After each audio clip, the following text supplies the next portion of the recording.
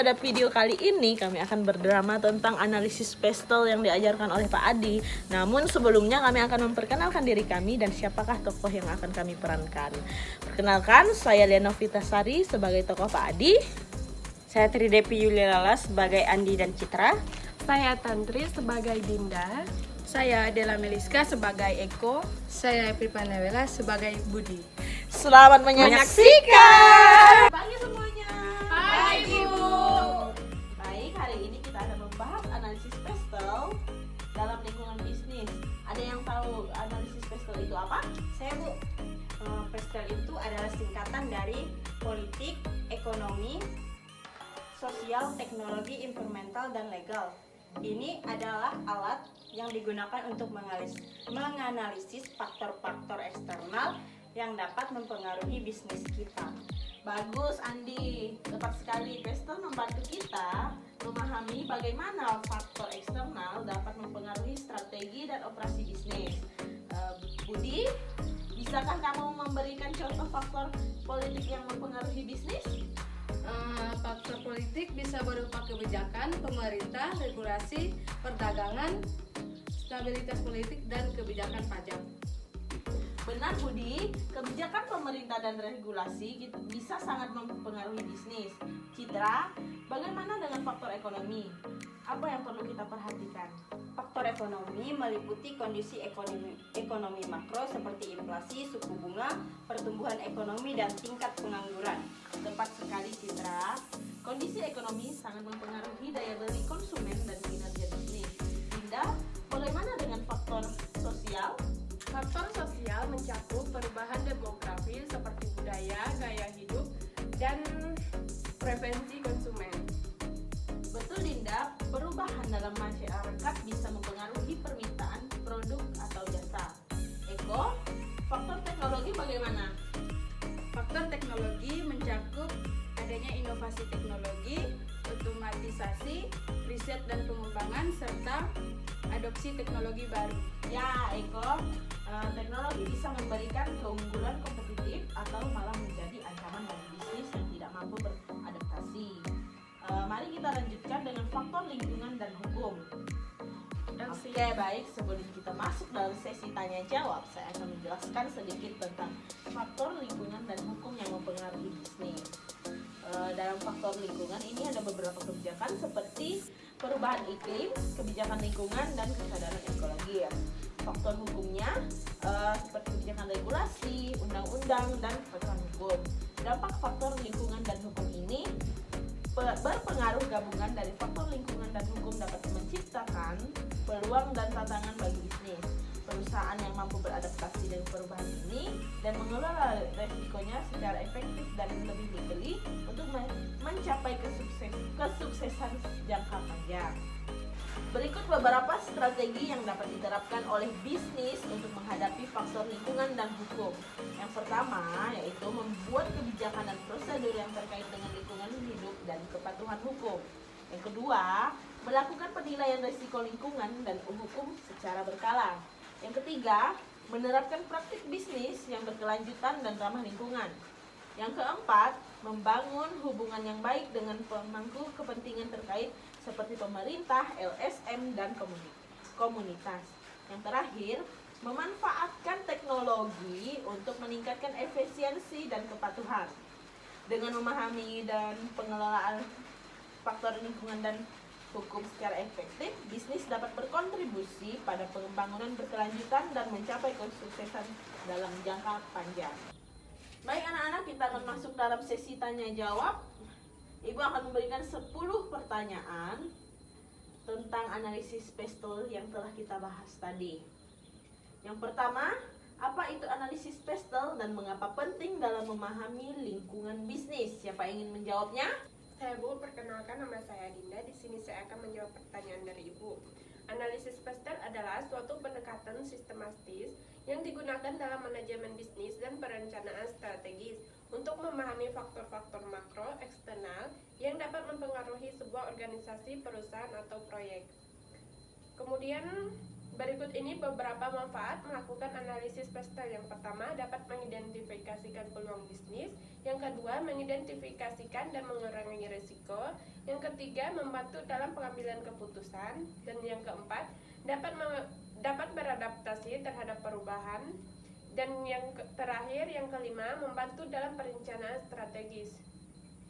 Baik Dinda, sudah bagus. Pertanyaan kedua, bagaimana kebijakan pemerintah dapat mempengaruhi operasi bisnis? Siapa yang ingin menjawabnya? Saya, Bu. Ya. Perkenalkan, nama saya Andi. Saya akan menjawab pertanyaan dari Ibu. Mengapa kebijakan pemerintah dapat mempengaruhi operasi bisnis dan dalam berbagai cara, baik secara positif maupun negatif? Berikut beberapa contoh. Yang pertama, ada dampak positif untuk mendorong pertumbuhan ekonomi. Yang kedua, meningkatkan kapasitas hukum. Yang ketiga, meningkatkan kualitas tenaga kerja. Dan yang keempat, melindungi lingkungan. Dan yang dampak negatifnya, meningkatkan regulasi, meningkatkan pajak, ketidakstabilan politik, perubahan nilai tukar, dan sebagainya. Selain itu, kebijakan pemerintah di bidang lain seperti kesehatan, pendidikan, dan infrastruktur juga dapat berdampak tidak langsung pada operasi bisnis. Oke. Kita lanjut ke pertanyaan ketiga ya. Ya, Bu. Pertanyaan ketiga, jelaskan bagaimana kondisi ekonomi makro dapat mempengaruhi strategi bisnis. Siapa yang ingin menjawabnya? Saya, Bu. Oke. Kondisi ekonomi makro dapat mempengaruhi strategi bisnis melalui berbagai faktor seperti pertumbuhan ekonomi, inflasi, suku bunga, dan kebijakan pemerintah. Pertumbuhan ekonomi yang kuat dapat meningkatkan permintaan konsumen, mendorong perusahaan untuk memperluas produksi dan investasi. Sebaliknya, resesi dapat mengurangi permintaan dan memaksa perusahaan untuk melakukan efisiensi biaya. Oke. Selanjutnya kita akan lanjut pada pertanyaan keempat. Berikan contoh bagaimana perubahan demografi dapat mempengaruhi permintaan produk atau jasa. Siapa yang ingin menjawabnya? Baik, perkenalkan nama saya Budi. Baik, di sini saya akan menjawab soal nomor 4. Contoh bagaimana perubahan demografi mempengaruhi permintaan produk atau jasa. Yang pertama, penurunan populasi, yaitu meningkatnya permintaan untuk produk dan layanan kesehatan seperti obat-obatan, perawatan lansia, dan teknologi bantu. Yang kedua, meningkatkannya jumlah kelas menengah, yaitu meningkatkannya permintaan untuk barang dan jasa yang dianggap mewah, seperti elektronik, pakaian desainer, dan liburan. Yang ketiga, urbanisasi, yaitu meningkatkannya permintaan untuk perumahan di daerah perkotaan. Yang keempat, meningkatkannya jumlah perempuan di angkatan kerja, yaitu permintaan untuk layanan penitipan anak dan layanan pengasuhan anak lainnya. Yang terakhir, meningkatnya keragaman etnis dan budaya, yaitu permintaan untuk produk dan layanan yang mencerminkan keragaman ini seperti makanan etnik, pakaian tradisional, dan hiburan multikultural. Oke, terima kasih Budi. Selanjutnya kita akan lanjut dalam pertanyaan kelima. Bagaimana inovasi teknologi dapat memberikan keunggulan kompetitif bagi bisnis? Siapa yang ingin menjawabnya? Saya, Bu. Perkenalkan, nama saya Citra. Saya akan menjawab pertanyaan dari Ibu. Mengapa inovasi teknologi dapat memberikan keunggulan kompetitif bagi bisnis? Dengan cara meningkatkan efisiensi operasional, mengurangi biaya, dan memperbaiki kualitas produk atau layanan. Teknologi baru ini memungkinkan otomatisasi proses yang mengurangi kesalahan manusia dan mempercepat produksi. Oke, terima kasih Citra. Pertanyaan ke-6. Apa dampak dari perubahan kebijakan lingkungan terhadap industri tertentu? Siapa yang ingin menjawabnya? Saya, Bu. Oke, kamu Dinda. Dampak dari perubahan kebijakan lingkungan terhadap industri tertentu dapat beragam tergantung pada jenis industri dan kebijakan yang diterapkan. Berikut beberapa dampak utama yang dapat terjadi. Yang pertama, peningkatan biaya operasional, dan yang kedua, kepatuhan dan regulasi. Yang ketiga, dampak pada rantai pasokan, dan yang keempat, inovasi dan teknologi, dan yang kelima, dampak ekonomi dan kompetitif. Yang keenam, reputasi dan citra perusahaan, dan yang terakhir adalah pengurangan risiko. Oke, terima kasih Dinda. Baik, kita akan masuk dalam pertanyaan ke-7. Mengapa penting bagi bisnis untuk mematuhi regulasi hukum yang berlaku? Siapa yang ingin menjawabnya? Saya, Bu. Ya, kamu Budi, cepat. Mematuhi regulasi hukum yang berlaku penting bagi bisnis karena beberapa alasan. Yang pertama, kepatuhan terhadap hukum menghindarkan perusahaan dari sanksi hukum, denda atau penalti yang dapat merugikan secara finansial dan reputasi. Yang kedua, kepatuhan terhadap regulasi meningkatkan kepercayaan dan kredibilitas di mata konsumen, investor, dan mitra bisnis, yang pada gilirannya dapat mendukung pertumbuhan dan keberlanjutan usaha. Yang ketiga, regulasi seringkali bertujuan untuk melindungi konsumen, karyawan, dan lingkungan.